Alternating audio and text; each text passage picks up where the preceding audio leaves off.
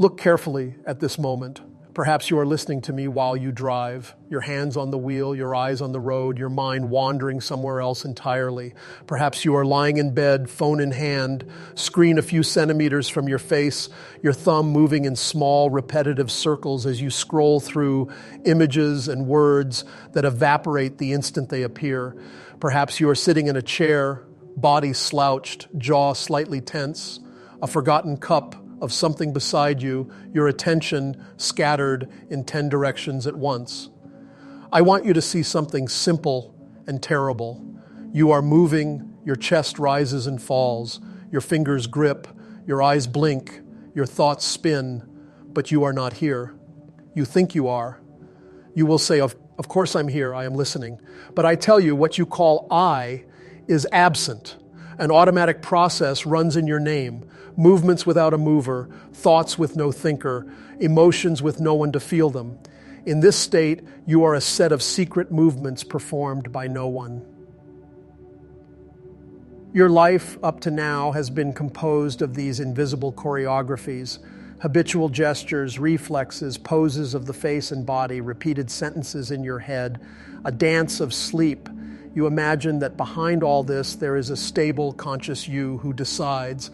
That is the illusion I am here to destroy. I am not interested in whether you like what I say. I am not interested in your agreement, your disagreement, your admiration, or your resistance. All of that belongs to the same machinery I am addressing. I speak to the tiny possibility in you that is not mechanical, the faint ember that can hear truth without immediately twisting it into comfort or justification. Listen as that part if you can. Think of your last 24 hours, not in vague outline, I woke up, I went to work, I ate, I came home. No, look more closely. How many times did you actually cave? Now that you were here, in this body, in this moment, how many times did you see a thought as a thought, an emotion as an emotion, an action as an action? You woke up to an alarm.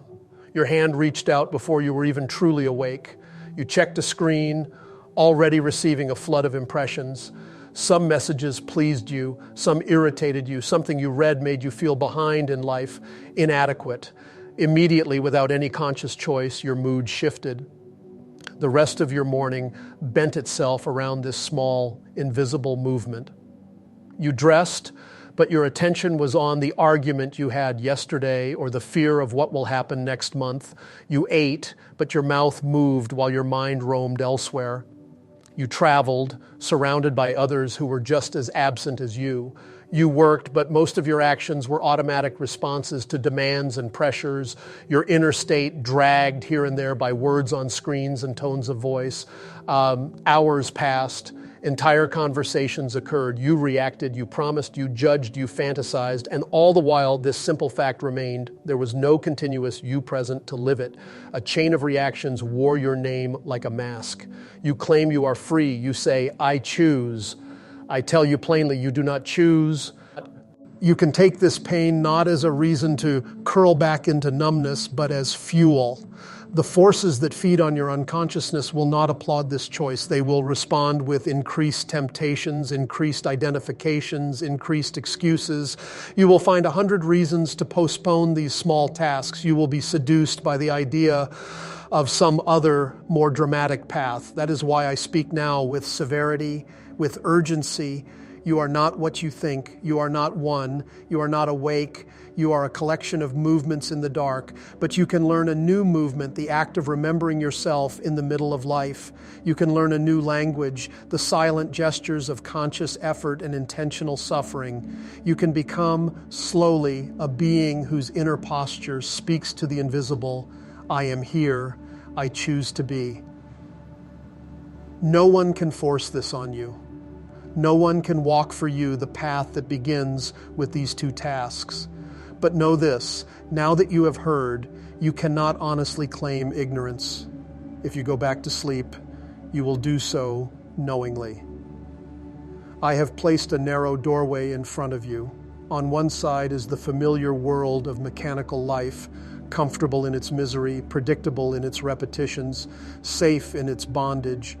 On the other side is the unknown, the slow birth of a real I, the gradual harmonizing of your centers, the transformation of your secret movements into a conscious language that participates in a greater will.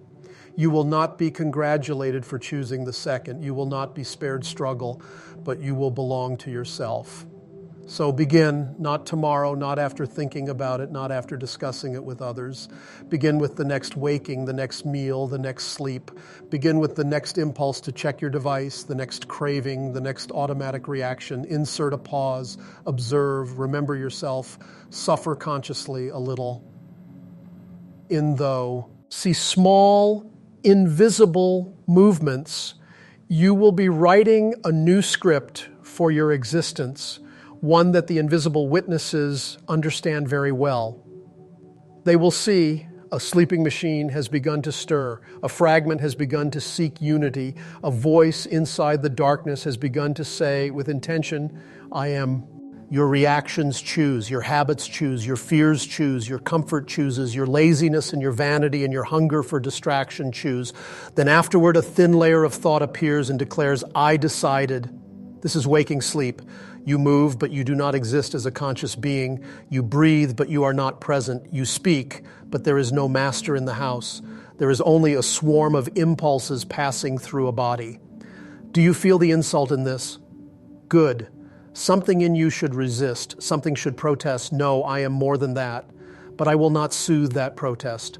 I will only ask, where exactly is the one who says I? Search for that one now. Do not answer quickly. Look inside. You will find thoughts, I think. You will find emotions, I feel. You will find tensions and sensations in the body. I am tired. I am restless. But these are all contents. They come and go. They appear and disappear like clouds.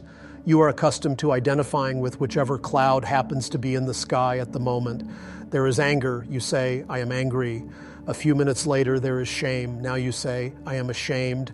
Later, there is enthusiasm, then despair, then boredom, then lust, then ambition, then guilt. Each one claims the throne of I while it passes through, and you agree.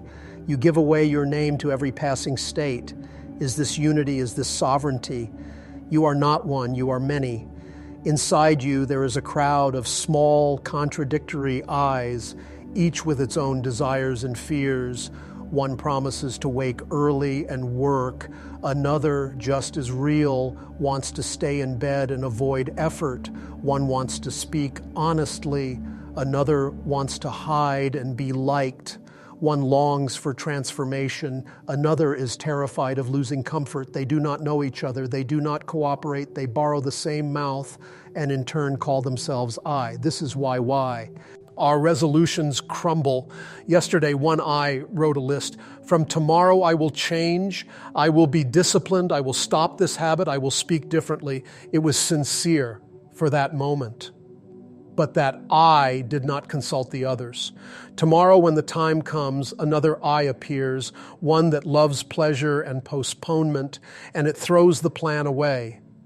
You call this weakness, lack of will, bad luck. It is not. It is simply multiplicity.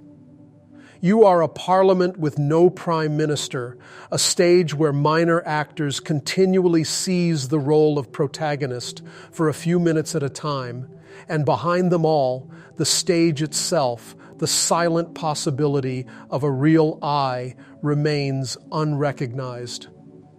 To make things worse, all these small I's are dressed in a costume you did not sew. What you call your personality, your tastes, your opinions, your self-image is largely a construction.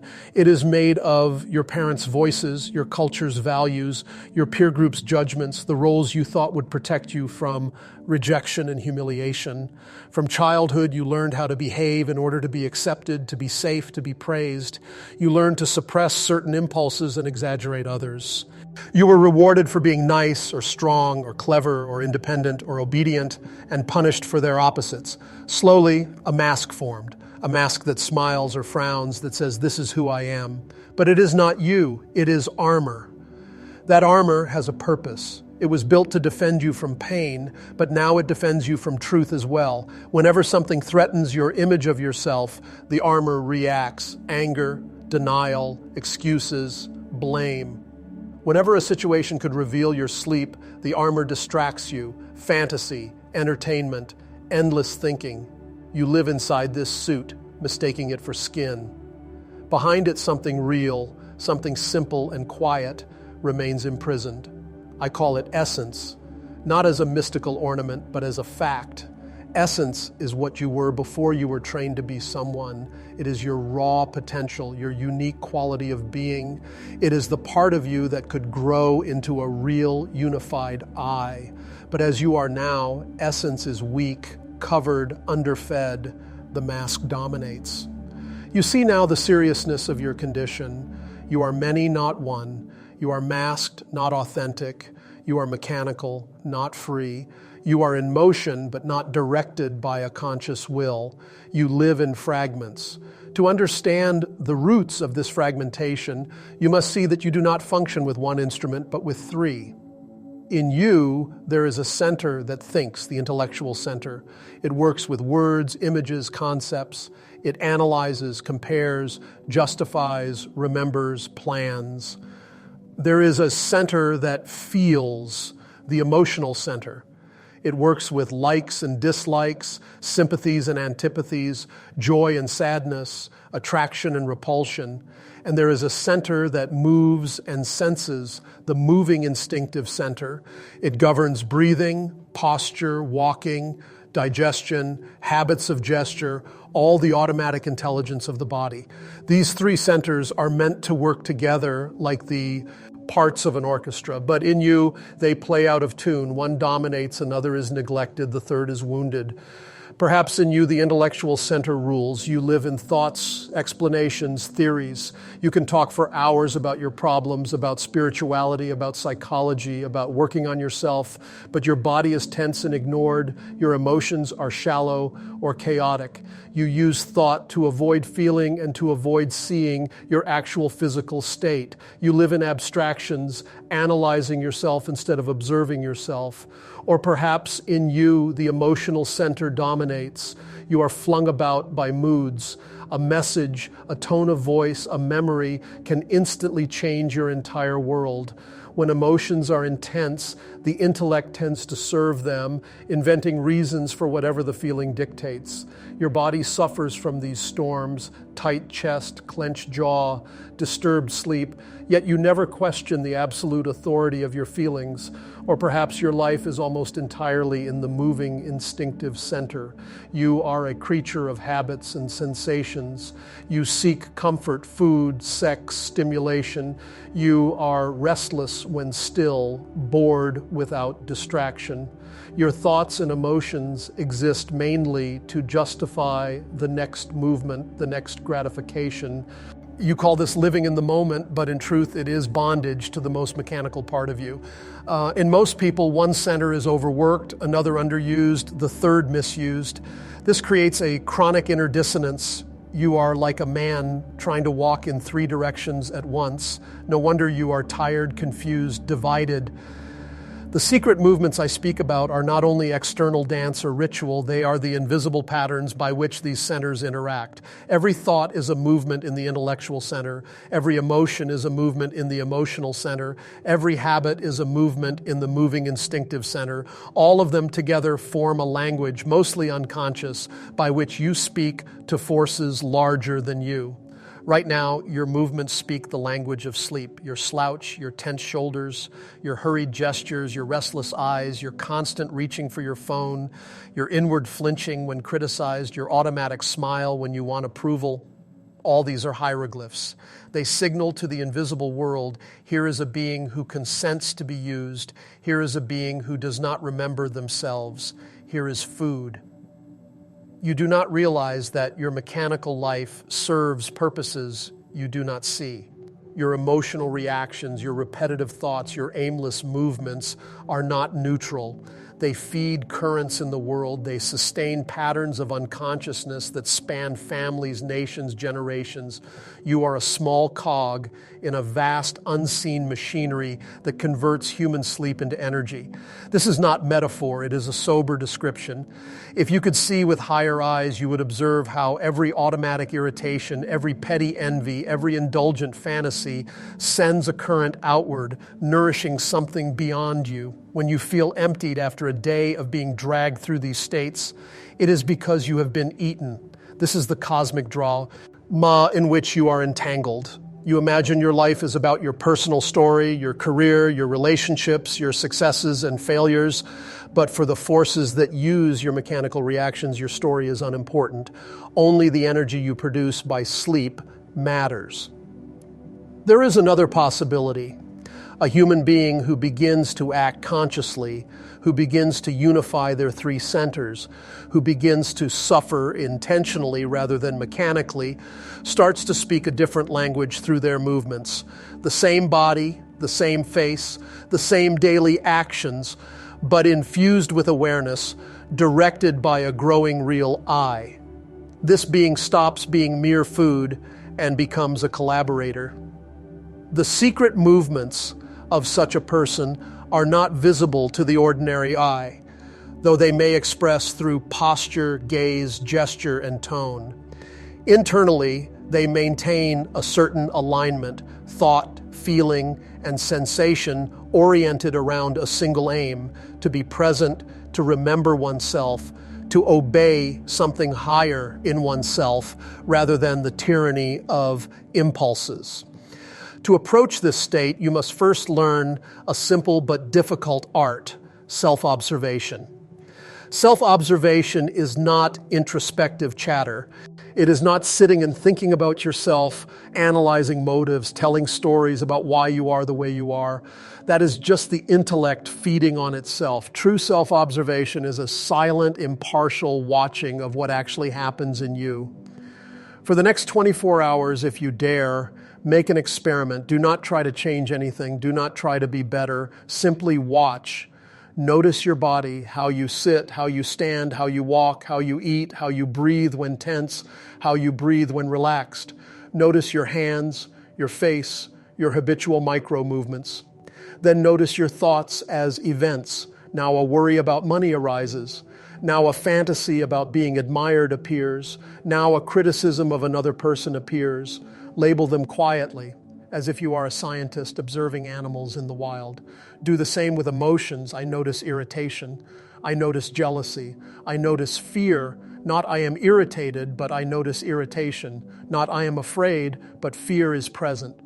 This small shift in language points to a vast shift in being. By saying I am, you fuse yourself with whatever state arises. By saying I notice, you separate slightly. You acknowledge that the state is an object, not the subject. You begin to sense the possibility of a witness, an observer in you. At first, this observer is weak and unstable. You will remember to observe for a few seconds, then forget for hours. You will see one reaction clearly, then be swept away by the next. Do not be discouraged.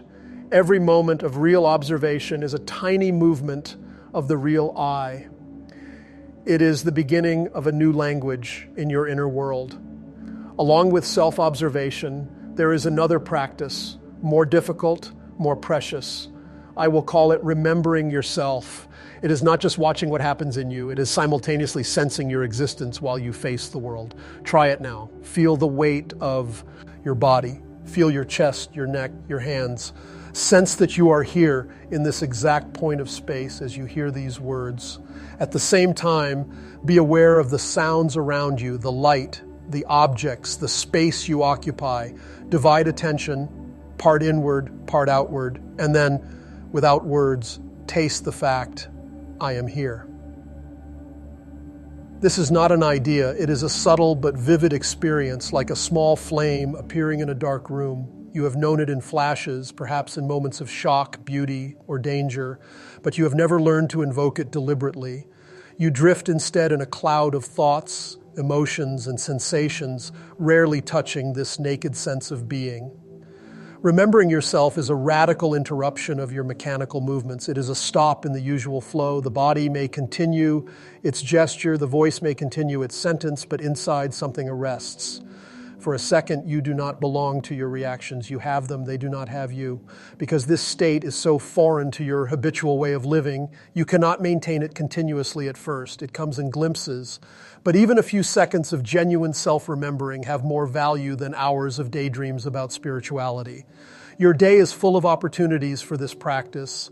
When you walk through a doorway, let it be a signal to remember yourself. When your phone vibrates before you look, stop and sense your body, your breathing, the fact that you are here. When you are about to react, answer a message, raise your voice, reach for a habit, insert a brief invisible pause. Feel your feet on the ground, your hands, your face, see the room, sense yourself, then act. These pauses are not escapes from life. They are conscious interruptions within life. They are deliberate shocks to the mechanical flow.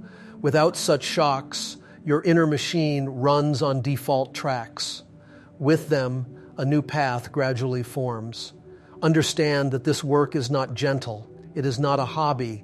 It demands what I call intentional suffering.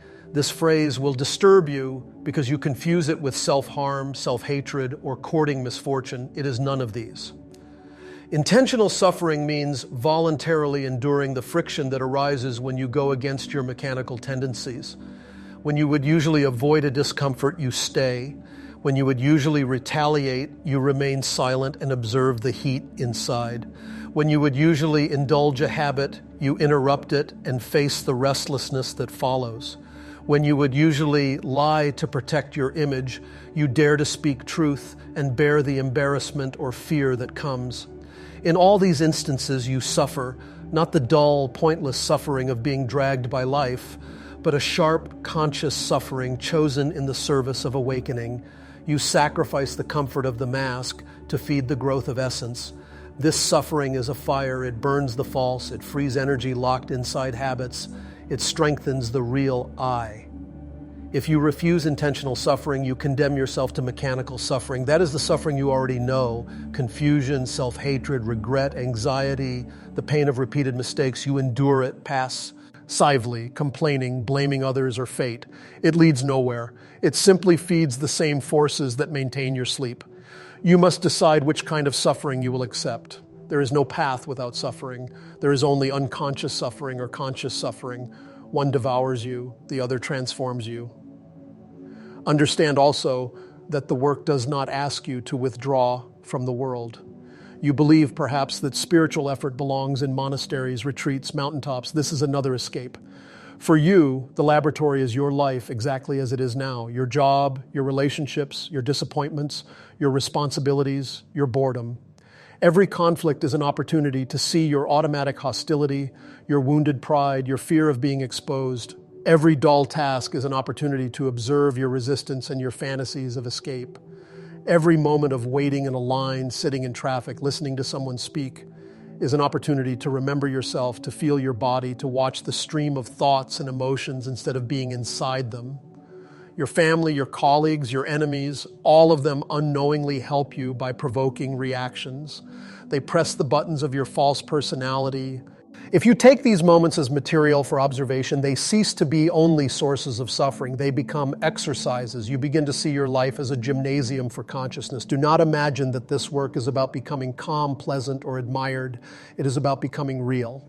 Sometimes to be real, you must appear strange, even unpleasant in the eyes of others. You may refuse to participate in certain games, certain lies, certain pretenses. You may endure misunderstanding. This too is intentional suffering. This too is a conscious movement, a gesture in the symbolic language of the invisible. There exists within the depths of your current sleep a possibility. It is the possibility that a stable, unified I could be born in you. Not an idea of yourself, not an image, but a center of gravity that does not vanish when moods and circumstances change.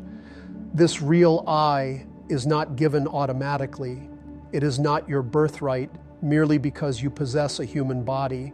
It must be grown, crystallized through repeated acts of awareness, through conscious suffering, through the harmonization of your three centers. At first, it feels like a distant echo. In moments of self-remembering, you taste a hint of it. You sense something in me is watching, something deeper than my usual thoughts and feelings. If you nourish these moments by valuing them above all your distractions, by sacrificing small pleasures for them, that something begins to strengthen. Over years of steady work, while you live your ordinary life from the outside, an extraordinary construction may occur inside you. The fragmented eyes begin to organize around the real center. The mask loses its absolute power. The centers learn to obey a higher principle rather than their own impulses. When such a being acts, their movements, inner and outer, speak clearly in that invisible language. Their very presence influent. Says the field around them, not by emotion or opinion, but by the fact of their being. This is not fantasy. It is the true purpose of a human life. Everything else you chase, status, comfort, security, even conventional happiness, is dust compared to this. And yet, almost everyone wastes their life in sleep, never suspecting that they could be more than a sophisticated animal with a clever brain. You now have heard this possibility named. That already changes your position. You can no longer say with complete innocence, "I did not know." You know enough to be responsible for your next step.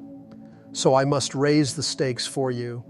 If you continue as you are, if you let your life be a series of automatic reactions, if you identify with every passing mood, if you hide inside your constructed personality and never question it, the consequences are precise. You will reach the end of your years with the same inner fragmentation you have now, perhaps worse. Your habits will have deepened their roots. Your capacity to question yourself will have shrunk. Your essential possibilities will have withered from neglect. You will have lived as an efficient part of the machinery of sleep, but not as a conscious being.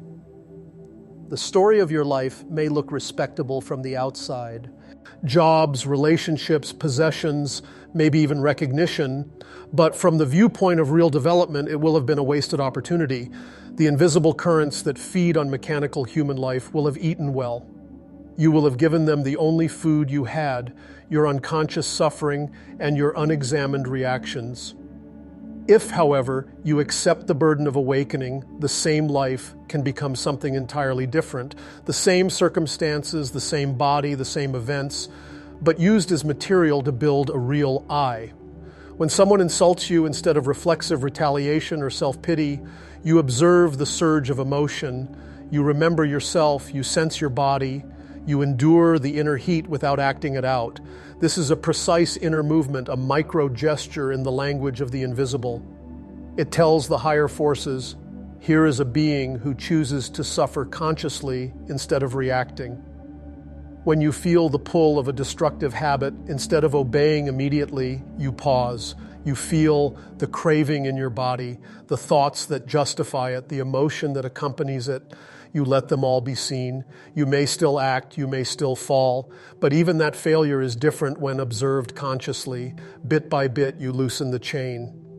When you are tempted to lie, to protect your image, to avoid discomfort, you notice the instinct. You feel the tension in your throat, the agitation in your chest. You realize that a certain pattern wants to take control of your mouth. You remember your aim to be real. Perhaps you still lie. But perhaps once you speak truth instead and bear the consequences. This is a movement in a new direction. These small, repeated acts of awareness and effort accumulate. They inscribe a new choreography in your being. Your inner movements begin to answer a different music. While the world sees only an ordinary person going about ordinary tastes, the invisible sees a disciple of another order practicing the secret movements of awakening. Now you will ask, where do I begin? What exactly should I do? I will give you two simple, merciless tasks. Simple in description, merciless in their demand. First, for the next 7 days, choose 3 fixed moments in your daily routine, waking up, beginning a meal, going to sleep. At each of these moments, whatever your mood, whatever the rush around you, perform a deliberate inner act. When you wake up, before touching any device, before speaking, lie still for a few seconds. Feel your body from head to toe.